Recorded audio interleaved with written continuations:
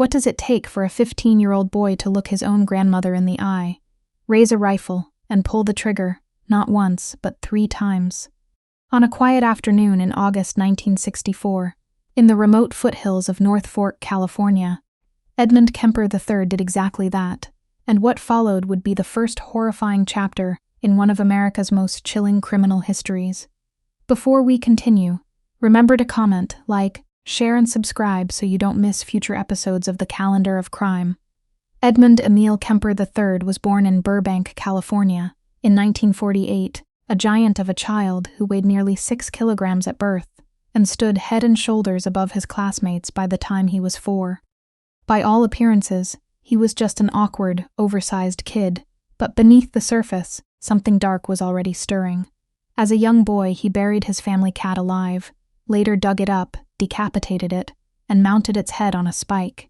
He played games called gas chamber and electric chair, asking his sister to tie him up and flip an imaginary switch while he writhed on the floor.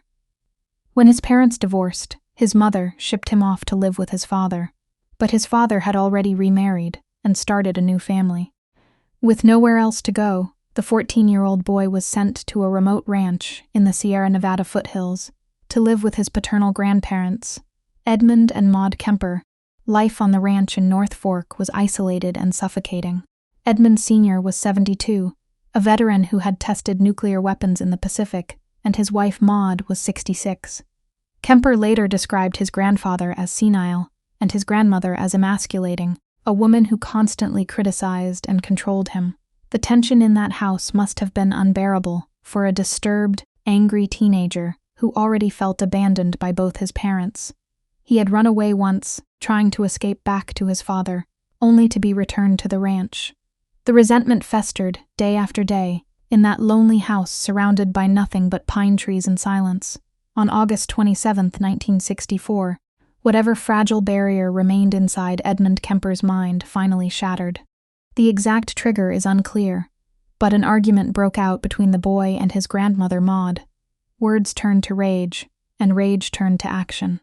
Kemper grabbed a rifle and shot his grandmother once in the head and twice in the back. But the gunshots were not enough to satisfy whatever darkness had consumed him.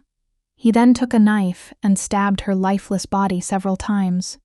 Ensuring that the woman who had raised his father was gone forever, with his grandmother dead inside the house, Kemper waited. There was no attempt to flee, no panic, no plan. He simply sat with what he had done until his grandfather returned home. Edmund Sr. pulled into the driveway, perhaps sensing nothing more unusual than another quiet evening on the ranch. Kemper met him outside and shot him dead before the old man even understood what was happening. In the space of a single afternoon, a 15-year-old boy had wiped out the previous generation of his own family. What he did next was as chilling as the murders themselves. Kemper picked up the telephone and called his mother. When she heard what he had done, she told him to hang up and call the police. He did exactly that, then waited calmly on the porch for the authorities to arrive. There was no struggle, no chase, no suicide attempt. He greeted them as if he had simply called to report a minor traffic accident. When officers asked him why he had murdered his grandparents, Kemper's explanation was almost childlike in its simplicity and utterly terrifying in its implications.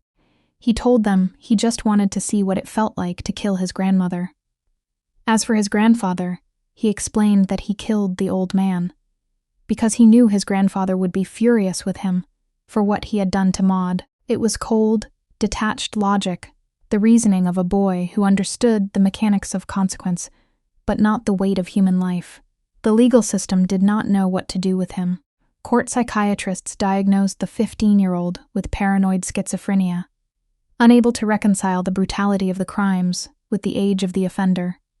He was sent to Atascadero State Hospital, a maximum security facility in San Luis Obispo County reserved for the criminally insane. But Kemper was not the raving lunatic they expected. He was intelligent, articulate, and cooperative.